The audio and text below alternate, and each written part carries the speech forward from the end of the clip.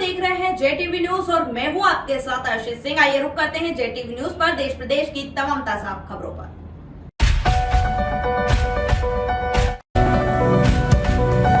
Madhya Pradesh Congress committee अध्यक्ष जीतू पटवारी का ठीकरी में कांग्रेस कार्यकर्ताओं ने किया स्वागत। भाजपा के सदस्यता अभियान के सवाल पर बोले पटवारी, अगली बार भाजपा से आगे होगी कांग्रेस। और क्या बोले पटवारी, देखिए हमारी इस खास रिपोर्ट में।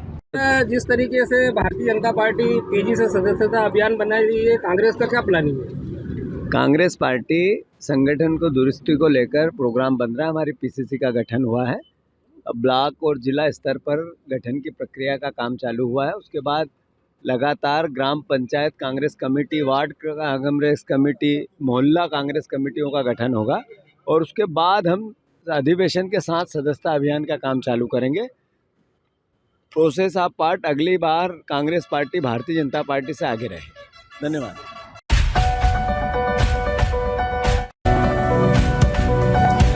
जय ओंकार भिलाला समाज ठीकरी ने आयोजित किया दीपाली मिलन समारोह। समाज के सेवानिवृत्त अधिकारियों और प्रतिभाशाली छात्रों का किया सम्मान विधायक ने। वहीं बाला बच्चन ने समाज के मांगलिक भवन के निर्माण के लिए राशि देने की घोषणा की है। और क्या बोले पूर्व गृह मंत्री, देखिए हमारी इस रिपोर्ट में। सर, आज आप इस कार्यक्रम में आए, क्या कहेंगे? ये देखिए, जय ओंकार आदिवासी भिलाला समाज संगठन ठीकरी का है। उनके द्वारा समाज के जो सेवानिवृत्त अधिकारी कर्मचारी है उनके लिए कार्यक्रम रखा था। दिवाली मिलन का कार्यक्रम था और जो बच्चे नीट में और आईआईटी में जिनका सिलेक्शन हुआ है उनका सम्मान के लिए कार्यक्रम रखा था। नए चुने हुए जनप्रतिनिधियों का सम्मान रखा गया था और 10th और 12th में जो बच्चे आए उनके सम्मान के लिए कार्यक्रम रखा गया था। तो मैं समाज को धन्यवाद देता हूँ और ये जो भी सम्मानित आज समाज के द्वारा हुए उनको सबको मैं बधाई देता हूँ। आपने यहाँ पर मांगलिक भवन की घोषणा भी की, कितनी राशि देंगे आप? राशि के लिए जो हमारे समाज के द्वारा, उसमें एक बार की नहीं, जितनी बार भी जो समाज के द्वारा जो बात आएगी उसके लिए मैं तैयार हूँ। मैं सब जगह मांगलिक भवन और मंदिरों के लिए राशि देता हूँ। ये तो मेरे अपने समाज का मामला है, तो मैं बिल्कुल राशि दूंगा। आदिवासी समाज के उत्थान के लिए क्या प्रयास किया जाए? आदिवासी समाज के उत्थान के लिए कि अधिक से अधिक वो एजुकेशन से जुड़े, अच्छी क्वालिटी का एजुकेशन उनको जो मिले, तो स्वास्थ्य के लिए बेहतरीन स्वास्थ्य सेवाएं जो मिले, खेती के लिए अच्छा पानी मिले, सस्ती बिजली मिले और उसके बाद फसलों का भाव अच्छा मिले, पढ़ाई लिखाई के लिए अच्छे टीचर मिले, अच्छी क्वालिटी का एजुकेशन मिले। ये तमाम जो मूलभूत सुविधाएं जो है, बुनियादी सुविधाएं जो है वो समाज को मिले। और इसके लिए निरंतर जो सरकारों से लड़ाई लड़ने की जो बात होती है, तो मैं एक समाज के नाते एक विधायक के जो छठी बार का जो विधायक हूँ, तो न केवल समाज के ही लिए नहीं, क्षेत्र के लिए भी और समाज के लिए भी सरकारों से मैं ये लड़ाई को लड़के उनको किस तरह से सुविधाएं उपलब्ध हो उसके लिए मैं तैयार और तत्पर रहता हूँ, रहूँगा आगे भी। अपनी विधानसभा क्षेत्र के मतदाताओं को क्या संदेश देना चाहेंगे? नहीं, जो जिनकी जो अपनी जो ड्यूटी है, अपना जो काम है उसको ठीक ढंग से करे, समय पर करे। और उसके बाद हमारे लायक कोई बात है तो आजकल तो देखिए, मैं समझता हूँ कि टेक्नोलॉजी इतनी मजबूत और स्ट्रांग है कि मोबाइल का और व्हाट्सएप का और जो इनका उपयोग करे और हमारे लायक कोई बात है तो उसको बताए, लेकिन काम को अंजाम देने का समय पर दे। चाहे पढ़ाई लिखाई करने वाले स्टूडेंट्स हो या किसानों को जो लगने वाली जो चीज़ें हैं वो किसानों की जो बात हो वो, या जहाँ पर भी कहीं ऐसा लगता है कि जनप्रतिनिधियों की आवश्यकता है तो मोबाइल का उपयोग करे, टेलीफोन का उपयोग करे, जो सुविधाएं साधन जो उसका उपयोग करे, लेकिन अपनी तरक्की से कोई पिछड़े नहीं। तो फर्स्ट ऑफ ऑल वो पहले अपना सिलेक्शन करे और उसके बाद निरंतर आगे बढ़े। और उसके लिए कि हमारी सेवाओं की आवश्यकता है तो हम 24 घंटे उनके लिए हाजिर और तैयार और तत्पर हैं। ठीक है सर।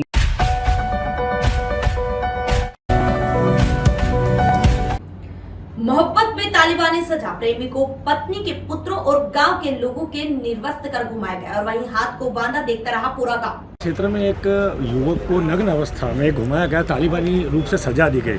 क्या कहेंगे और किस तरह की वैधानिक कार्रवाई की जाए? देखिए, इसमें सख्त कार्रवाई होगी। पुलिस को बोला गया है, थाना प्रभारी और एसडीओपी दोनों को बताया गया है। जो व्यक्ति है जिसके साथ में ये घटना हुई है उसकी रिपोर्ट लेकर, उसकी पूरी बयान लेकर और उस पर हम सीधे एफआईआर कर रहे हैं और जो भी दोषी लोग हैं उन पर सख्त कार्रवाई होगी। एसडीओपी और जो थाना प्रभारी दोनों को बता दिया गया, दोनों को घटनास्थल पर पहुँचकर कार्रवाई करने के लिए निर्देशित किया है।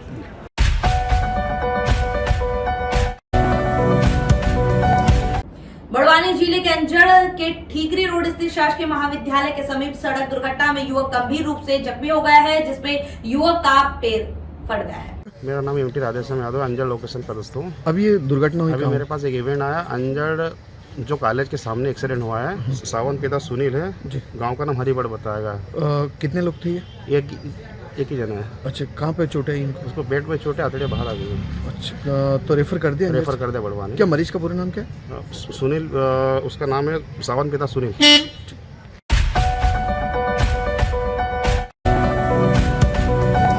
प्रदेश के मुख्यमंत्री डॉक्टर मोहन यादव के द्वारा साइबर अपराध पर नियंत्रण हेतु दिशा निर्देश देने के बाद अब पुलिस भी इस मामले में कड़ी कार्यवाही कर रही है। इंदौर क्राइम ब्रांच थाना पुलिस ने फर्जी डिजिटल अरेस्ट के माध्यम से ऑनलाइन ठगी की वारदात करने वाली एक गैंग के आरोपी को गिरफ्तार किया है। क्राइम ब्रांच इंदौर में एक डिजिटल अरेस्ट की एक FIR रजिस्टर की गई थी। 25 मई को ये उसके साथ डिजिटल अरेस्ट हुआ था। इसमें जो फरियादिया है वो बेसिकली डेल कंपनी जो बेंगलोर में सॉफ्टवेयर इंजीनियर का काम करती है, इंदौर की निवासी है और यहाँ पर वर्क फ्रॉम होम कर रही थी वो। और उसके बाद उसके पास एक कॉल आया था। उस कॉल में ये बोला गया कि मैं फेडेक्स इंटरनेशनल कुरियर सर्विस के कस्टमर केयर से बोल रहा हूँ, आपका एक जो पार्सल है वो मुंबई एयरपोर्ट पर पकड़ा गया है जो कि ताइवान जाना था। फिर हम आपको कनेक्ट करा देते हैं कस्टम के ऑफिसर से, और उनके द्वारा फिर कस्टम के ऑफिसर से कनेक्ट कराया गया। तो कस्टम के ऑफिसर के द्वारा ये बोला गया कि इसमें आपके लगभग इसमें पैन कार्ड है, फर्जी पैन कार्ड है, इसके अलावा कुछ डॉलर्स रुपए भी है, इसके अलावा MDMA इलीगल ड्रग है और जो कि काफ़ी जिसमें आपको जेल हो सकती है। इसलिए चूंकि इसमें ड्रग है तो इस स्थिति में साइबर क्राइम मुंबई भी इसमें आपकी इन्वेस्टिगेशन करेगी। और फिर मुझे कनेक्ट करा दिया उन्होंने साइबर क्राइम मुंबई इंदौर से, मुंबई से कनेक्ट करा दिया। और कनेक्ट कराने के बाद वहाँ से बोला कि आपको तत्काल मुंबई आना पड़ेगा 4 घंटे में, वरना आपकी अरेस्टिंग हो जाएगी, आपके खिलाफ FIR हो जाएगी। तो मैंने बोला कि मैं इतनी जल्दी नहीं आ सकती हूँ। तब फिर उन्होंने बोला ठीक है, आप स्काइप वीडियो कॉल पर आ जाए और वीडियो में इन्वेस्टिगेशन होगा। स्काइप वीडियो कॉल पर लिया गया और वहाँ पर एक वर्दी पहने हुए थे जिसमें कि उसने अपने आप को DCP बाल सिंह राजपूत बताया। और उसने फिर मुझसे पूरी जानकारी ली कि आपका जो अकाउंट है उसमें मनी लॉन्ड्रिंग का पैसा आया है और ह्यूमन ट्रैफिकिंग भी हुई है। आपका जो आधार कार्ड है उससे काफ़ी इलीगल एक्टिविटीज हुई हैं। इसमें आपके पेरेंट्स को भी जेल हो सकती है और आपको भी जेल हो सकती है।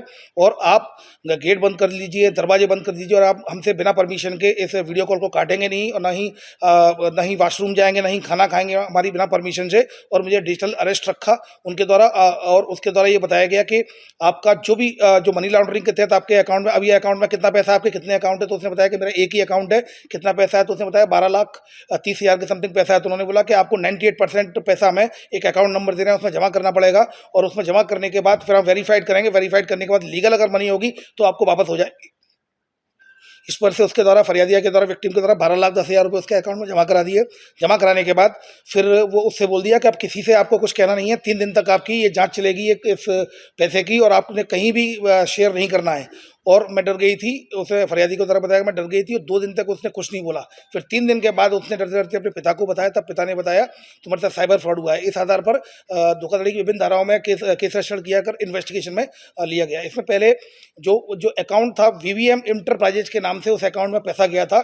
जब वहाँ पर हमारी टीम गई थी सब इंस्पेक्टर कमल महेश्वर के नेतृत्व में, तो वहाँ पर इस तरह की कोई भी इंटरप्राइजेज कंपनी आई नहीं है, फर्जी कंपनी पाई गई थी जिसके अकाउंट में जिसके जब जीमेल चेक किया गया तो जीमेल में इसके जो कुछ नंबर्स चले थे उस नंबर में एक नंबर आइडेंटिफाइड हुआ था।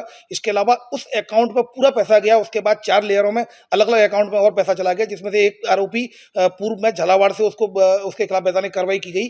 इसके अलावा फिर एक जो VVM इंटरप्राइज है जो कि फर्जी कंपनी इनके द्वारा बनाई गई थी, उसका जब जीमेल चेक किया गया तो उसमें एक नंबर और आया। उस संबंध में फिर जब अपने तेलंगाना में साइबर अपराध दबिश दी गई। दबिश देने पर एक आरोपी मिला, उससे जब पूछताछ की गई तो उसके द्वारा एक्सेप्ट कर लिया गया। उसके द्वारा ये बताया गया उसका नाम है K कृष्ण कुमार, और उसके द्वारा ये बताया गया कि वो इनकम टैक्स ऑफिस में, इनकम टैक्स डिपार्टमेंट में वो जो एक प्यून का काम करता है, एक जो मल्टीटास्किंग स्टाफ के रूप में वो काम करता है। और उसका जो मास्टरमाइंड है इस पूरे गैंग का वो जयसिम्हा है, जो कि जयसिम्हा पूर्व में अभी दबिश दी गई, तब भी वो हैदराबाद से फरार था। उससे जब और पूछताछ की गई तो उसके द्वारा बताया गया उसके मोबाइल का भी उसमें उपयोग हुआ है इस घटना में। उसके द्वारा बताया गया जयसिम्हा इस घटना का मास्टरमाइंड है। अलग अलग राज्यों में FIR भी है। जो VVM इंटरप्राइजेज है 6 जो स्टेट्स हैं 6 राज्यों में अलग अलग में इनका ऑलरेडी डाटा फ्रीज किया गया। 6 राज्यों में ये वांटेड है।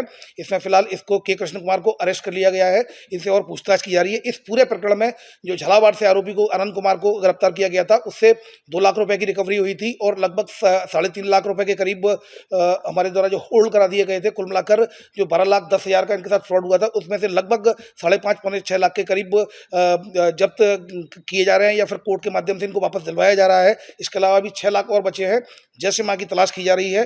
जैसे ही उसकी गिरफ्तारी होगी तो इसमें और भी खुलासा होने की उम्मीद है। इसके द्वारा बताया गया मैं इसका केवल पार्ट हूँ।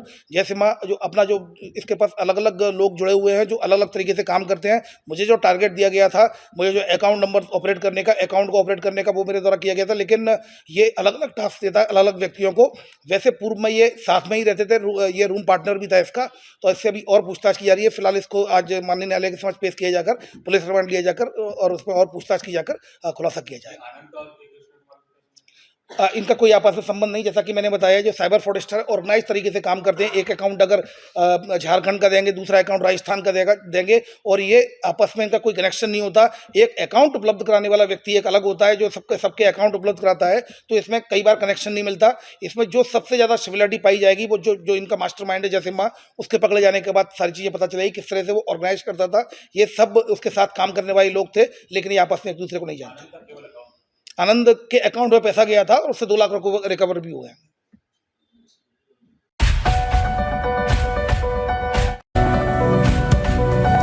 मोटरसाइकिल सवार हुए सड़क हादसे का शिकार। हादसे में एक नागा साधु की मौत, एक की हालत गंभीर, जिला अस्पताल रेफर।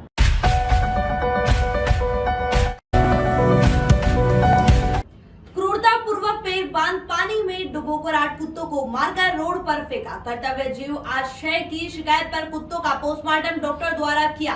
बेजुबान जानवरों की हत्या पर किसने क्या कहा, बताते हैं आपको हमारी इस खास रिपोर्ट में। सर, ये कुत्तों को लेकर एक आवेदन आया, क्या कुछ मामला है? हाँ, ये संजीता रघुवंशी द्वारा एक आवेदन पत्र आज ही दिया था, जिसमें बताया गया था कि 8-9 कुत्ते को किसी ने मार दिया है। इस संबंध में एसडीएम साहब से अनुमति लेकर सभी कुत्तों का पीएम कराया गया है। जो भी वास्तविक स्थिति होगी पीएम रिपोर्ट प्राप्त होने पर कार्रवाई की जाएगी।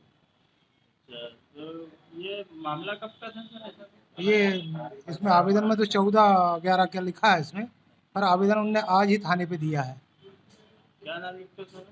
मैं एसआई महेश यादव लिखता हूँ।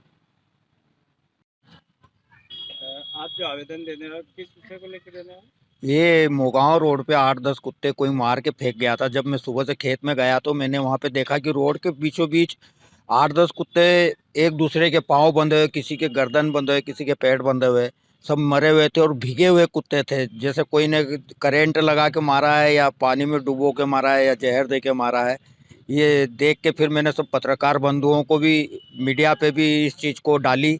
ये सब मित्र पत्रकार बंधुओं ने भी उस चीज़ को आगे बढ़ाया और पेपरों में भी आया उसका लेख। तो अभी जो पुलिस प्रशासन को आवेदन दिया है, क्या कहना है? इसमें यही कहना है कि जिन्होंने भी एक क्रूर हत्या की है उन पर सख्त से सख्त कार्रवाई की जाए और उन्हें उचित दंड दिया जाए। ऐसी कार्रवाई कभी और भविष्य में दूसरा कोई नहीं करे।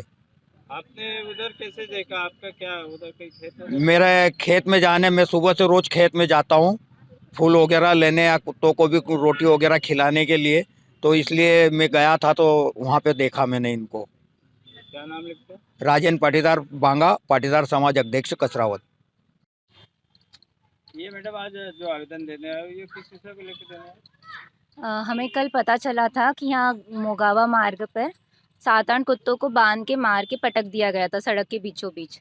तो हम उस घटना को देख के यहाँ पर आए कि उसके उपरांत कोई शिकायत दर्ज की है या नहीं की गई है, क्योंकि अगर ये वारदात अभी हो रही है जानवरों के साथ तो कल को किसी इंसान के साथ हो सकती है, कुछ भी बड़ी घटना हो सकती है। अच्छा, तो ये अभी जो पुलिस प्रशासन को आवेदन दिया, इनका क्या कहना है? उन्होंने बोला है कि हम जल्द से जल्द इस पर कार्रवाई करेंगे और उन्होंने कार्रवाई शुरू भी कर दी है। वहाँ पता लगाना चालू कर दिया है कि कैसे किसने की है ये घटना।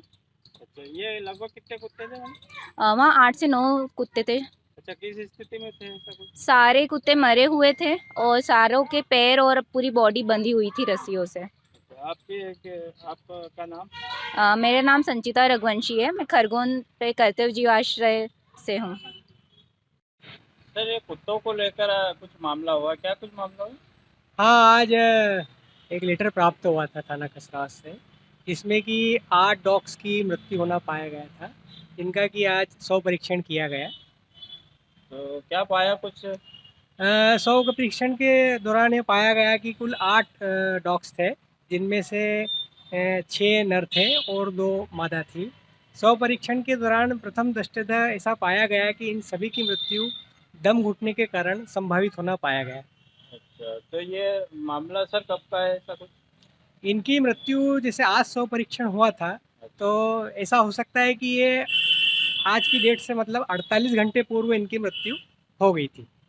अच्छा, ये सर पहले क्यों कुछ नहीं ऐसा हुआ, क्या कारण है? कारण जैसे कि मैंने बताया आपको कि दम घुटने के कारण एक कारण पाया गया, जैसे पानी के डूबने के कारण भी इस तरह का दम घुटने की मृत्यु हो सकती है। नहीं, ये जैसे कुछ अखबारों में, पेपर में या फिर न्यूज़ पे चला, जब ये मामला संज्ञान में आया प्रशासन में, क्या कुछ ऐसा हुआ कि जो पहले मामला संज्ञान में आया? अब इसका कारण तो अब मैं नहीं बता सकता। ऐसे पशु चिकित्सक मुझे आज सूचना प्राप्त हुई और तुरंत सूचना मिलते से ही पोस्टमार्टम किया गया। क्या नाम लिखते हो सर आप? मैं डॉक्टर ललित पाटिल। किस पद पे हो? मैं पशु चिकित्सा विस्तार अधिकारी के पद पर हूँ, पशु चिकित्सालय कसरावद में।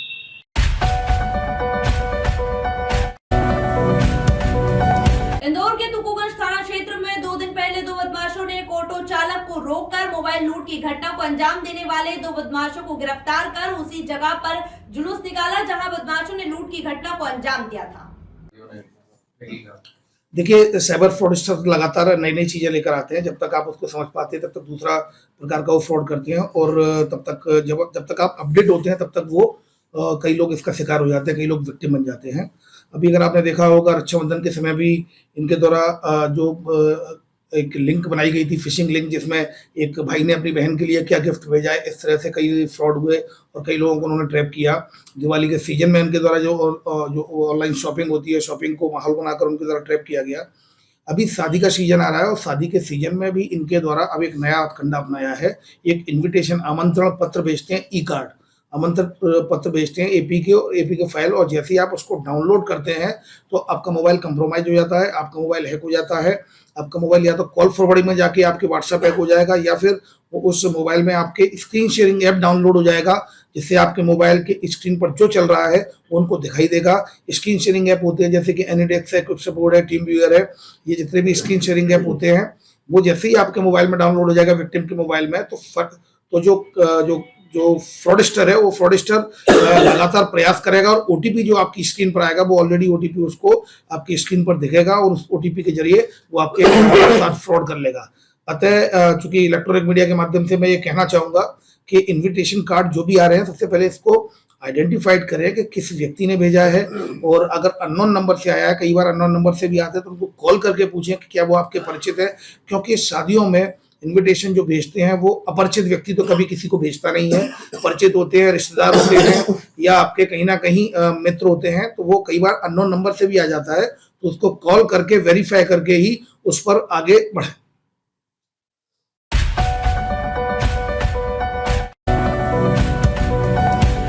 जेटीवी न्यूज से जुड़े रहने के लिए हमारी खबरों को लाइक करें, शेयर करें और हमारे चैनल को सब्सक्राइब करें और अपडेट रहे हर छोटी बड़ी खबरों से।